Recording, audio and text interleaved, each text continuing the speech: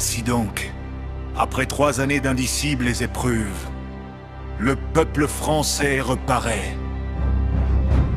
Il reparaît en masse, rassemblé enthousiaste, sous les plis de son drapeau. Mais cette fois, il reparaît uni.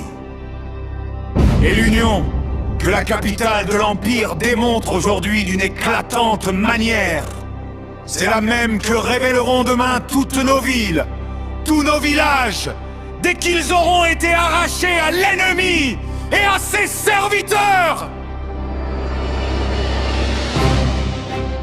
Oui, notre peuple est uni. Il l'est. D'abord pour faire la guerre, certes. Nous avons pu être submergés par la mécanique allemande, mal préparés au choc terrible qui nous a presque isolés sur un territoire dépourvu de sécurité naturelle. Trahis en dernier ressort par les exploiteurs du désastre, qui cultivaient notre désespoir afin d'étrangler à la fois notre honneur et nos libertés. Oui, notre peuple est uni pour la guerre, mais il l'est d'avance aussi pour la rénovation nationale.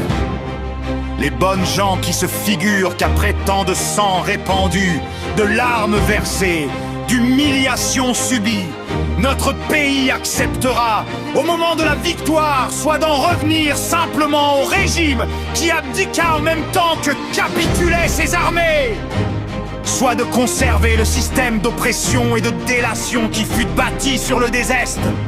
Ces bonnes gens, dis-je, feront bien de dépouiller leurs illusions. La France, délivrée, ne voudra ni reprendre la route de l'abîme, ni demeurer sur celle de l'esclavage. La France a d'avance choisi un chemin nouveau.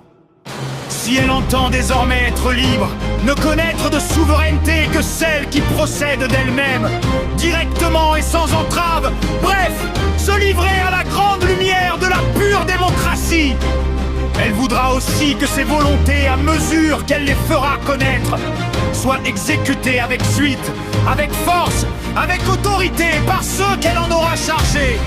Elle voudra que ses gouvernants gouvernent, que ses fonctionnaires ne rusent pas avec leurs fonctions, que ses soldats s'occupent seulement de sa défense, que ses magistrats rendent une réelle justice, que sa diplomatie ne redoute rien, tant que de mal soutenir ses intérêts. La 4e République française voudra qu'on la serve, non pas qu'on se serve d'elle.